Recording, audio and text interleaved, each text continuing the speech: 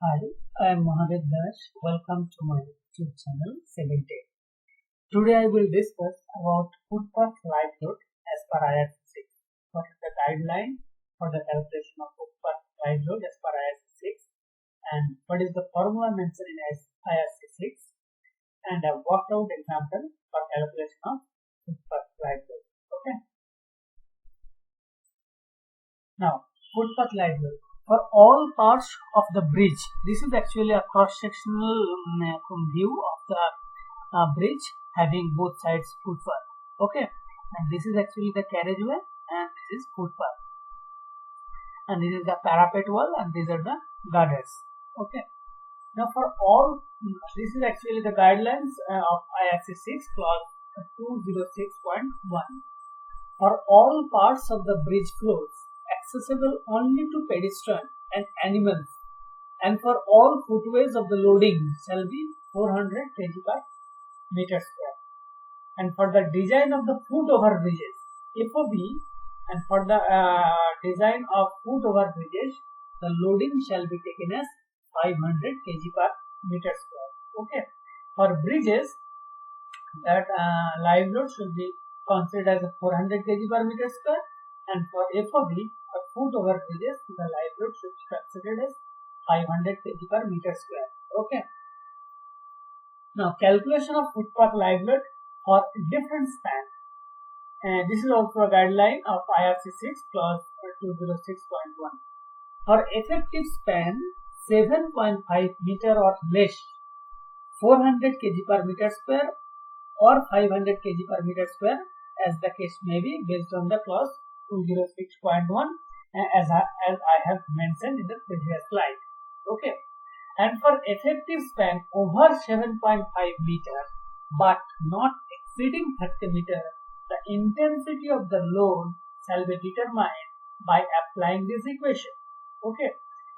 Means the span length should be greater than 7.5 meter and less than 30 meter. For that case, from this equation. Okay. And for effective span over 30 meter, the intensity of the load shall be determined by this equation. Now, P dash, what is P dash? P dash is equal to 400 kg per meter square or 500 kg per meter square, as the case may be, as per clause number 206.1. Okay. And P is equal to P. What is P? P is equal to the live load in kg per meter square. L is equal to the effective span of the main girder or truss or arch in meter, and W is the width of the footpath. Okay. Now, in this through this worked out example, we will calculate the intensity of the loading for the footpath. Okay. Now, in first case, consider the effective length of the main girder is 25 meter. Therefore, the footpath live load for the span 25 meter. In this example, we have taken 500 kg per meter square. Okay.